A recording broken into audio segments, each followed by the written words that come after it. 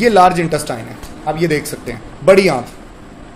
बड़ी आंत के सबसे पहले तो आपको हिस्से जानने हैं कि बड़ी आंत के हिस्से कौन कौन से होते हैं। ये है लार्ज इंटेस्टाइन, ये अंदर होती है, ये अंदर स्मॉल इंटेस्टाइन है, जबकि ये जो बड़ी दिखाई दी है ना ये वाली, दिस इज लार्ज इंटेस्टाइन, ये बड़ी आंत है।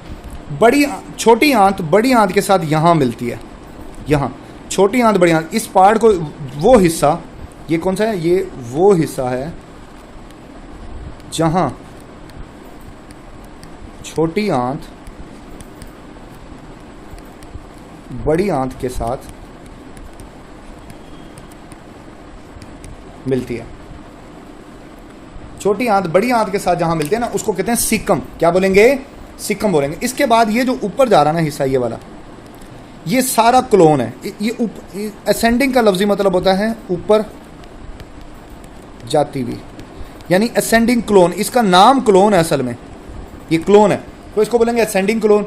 ये वाली जो है बेटा, ये कहलाती है ट्रांसवर्स क्लोन, यानी एक साइड पर जाती हुई। ये नीचे की तरफ आ रही है, तो this will call descending clone. Descending का मतलब होता है नीचे जाती हुई, नीचे जाती हुई। ठीक हो गया? अच्छा, ये बलदार सिग्माइड क्लोन, ये सारी क्लोन है। ये वाला आखिरी हिस्सा होता है रेक्टम। ये कौन सा है बेटा? रेक्टम है, ये आखिरी हिस्सा है, ठीक है ना। और ये वो हिस्सा है जो बाहर खुलता है, ये बाहर खुलता है, एनल। यहां से हमारा फुजला बाहर चला जाता है, बाहर, बड़ी आंत। अच्छा बेटा, बड़ी आंत के अंदर, ये बड़ी आंत के हिस्से हैं। बड़ी आंत के जो पार्ट्स हैं ना, लार्ज इंटेस्टाइन के जो पार्ट्स होते हैं, मैं गिनवाता हूं, देखें। लार्ज इंटेस्टाइन पार्ट्स, यानी बड़ी आंत के हिस्से। नंबर 1, सबसे पहला जो हिस्सा होता है वो है बेटा सीकम। सीकम के साथ अपेंडिक्स जुड़ी होती है, ये भी बताता हूं। सीकम के बाद आती है क्लोन। ये सारी क्लोन की मतलब फॉर्म है जो ऊपर जाती हुई, ascending, transverse, descending and sigmoid. ठीक है ना, ये देखो दिखा हुआ है, असेंडिंग, ट्रांसवर्स, डिसेंडिंग, सिग्माइड। ये सारी है क्लोन ही। ये क्या है? क्लोन। देखो ये छोटी आंत इसमें खुल रही है, ये ओपन अप हो रही है। अच्छा, यहां पर ये आपको दिखाई दे रही है, ये अपेंडिक्स है। आपने देखोगा कि बेटा ये अपेंडिक्स ना, ये अपेंडिक्स, ये मुख्तलिफ मफरूज़े हैं इसके बारे में कि जनाब ये पहले काम करती थी, अब ये काम नहीं करती।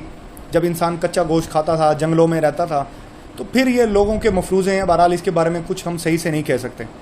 अब बहरहाल ये कोई काम नहीं करती है, ये बंद होती है। लेकिन बाय चांस किसी वजह से अगर इसमें खाना चला जाए, तो वो खाना क्योंकि हजम नहीं होता, तो वो खाना गलना सड़ना शुरू हो जाएगा। वो खाना गलना सड़ना शुरू हो जाता है, और खाने के गलने सड़ने की वजह से ये हिस्सा सूज जाता है, स्वेलो हो जाता है, स्वेलिंग हो जाती है इसकी, जिसको आप बोलते हो अपेंडिसाइटिस।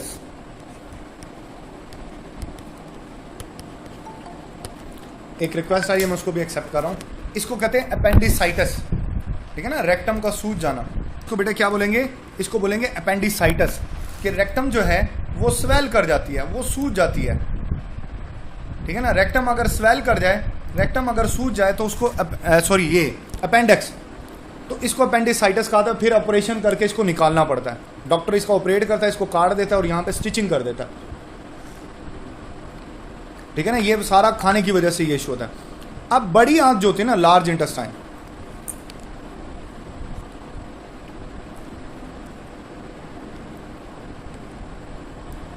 क्या करती है?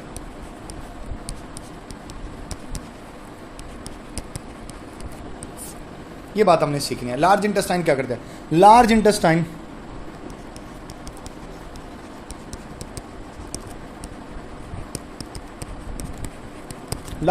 पहली बात तो डाइजेशन नहीं करती, यहां कोई चीज हजम नहीं होती। यहां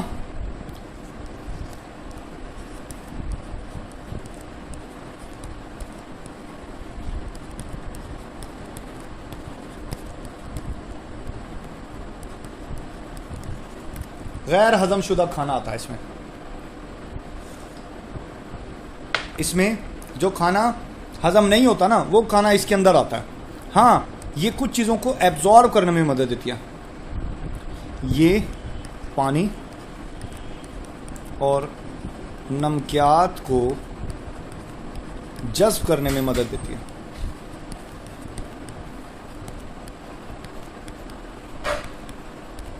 ठीक है ना, ये पानी और नमकियात को जज्ब करने में, जज्ब मीन एब्जॉर्ब। यानी फर्ज कर लो अगर आपके खून में पानी की कमी है, अगर खून में पानी की कमी है तो बड़ी आंच से पानी जज्ब होकर खून में चला जाएगा।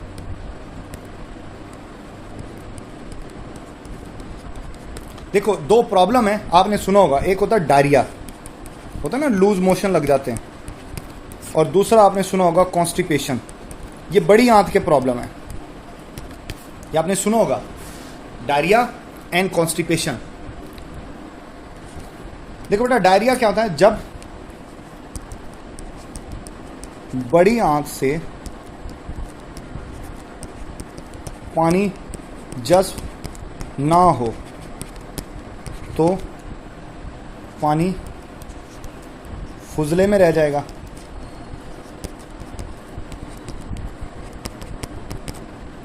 जिससे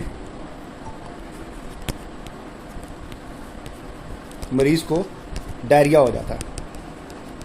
इंग्लिश में भी बता देता हूँ कि जब बेटा लार्ज इंटेस्टाइन का इन्फेक्शन होता है ना, due to the infection water not absorb from the large intestine, और वाटर ना एब्जॉर्ब होने से जो है ना वो मरीज को डायरिया होता है। पानी जब फुजले में रह जाएगा ना तो वो पतला हो जाएगा, तो वो लूज मोशन हो जाते हैं, तो डायरिया हो जाता है। ये ना बैक्टीरिया के इन्फेक्शन की वजह से होते हैं। ये किस वजह से होता है? जब बड़ी आंत में बैक्टीरियल इन्फेक्शन होता है ना, या अमेबा का इन्फेक्शन होता है। आप फ्लैजेल इस्तेमाल करते हो, फ्लैजेल जो होता है ना, ये अमेबा, एंटी अमेबिक है, अमेबा के खिलाफ इस्तेमाल होती है। जब आपके खाने पानी, आपने गंदा पानी पियो ना, तो उसकी वजह से ही होता है, गंदे पानी में अमेबा होता है, तो आप फिर इसको मारने के लिए फ्लैजेल इस्तेमाल करते हो। फ्लैजेल एंटी अमेबिक होती है। फ्लैजेल क्या होती है? एंटी अमेबिक होती है, अमेबा को मारती है फ्लैजेल। उस पर डब्बी पे कभी देखो लिखा होगा, गंदे पानी में जो अमेबा होता है ना वो डायरिया का सबब बनता है। तो आप एंटी अमेबिक यूज़ करते हो, फ्लैजेल, एंटामिजोल, ये सारी इसमें प्रॉपर्टीज़ होती हैं। फिर अगर बड़ी आंत से पानी जज्ब ही न हो, बड़ी आंत से पानी बहुत ज़्यादा जज्ब होते हैं, बहुत ज़्यादा खून में चला जाए, ये उसके बिल्कुल उल्ट है, तो जो फिकल कंटेंट होगा ना उनको कहते हैं फीसिस, बिल्कुल खुश्क हो जाएंगे।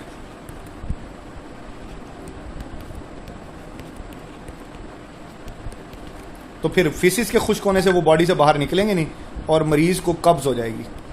मरीज को क्या हो जाएगी? कब्ज हो जाएगी, जिसको आप कॉन्स्टिपेशन कहते हो। ठीक है ना, आप कॉन्स्पिक इस्तेमाल करते हो, ठीक है ना, आप लैक्टोलोज वगैरह यूज़ करते हो, आप लेक्सोबिरॉन यूज़ करते हो, क्रीमाफिन सिरप इस्तेमाल करते हैं। ठीक है ना, ये क्रीमाफिन सिरप ये बड़ी आंत से पानी को जज्ब करने से रोकता है। बड़ी आंत में जब पानी जज्ब नहीं होगा ना तो कब्ज नहीं होगी, कॉन्स्टिपेशन नहीं होगी।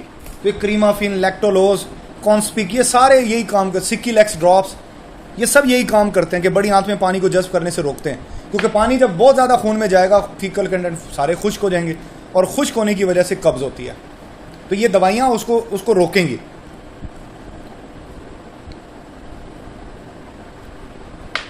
मेरी बातें समझ आई हैं? कोई सवाल है तो पूछो।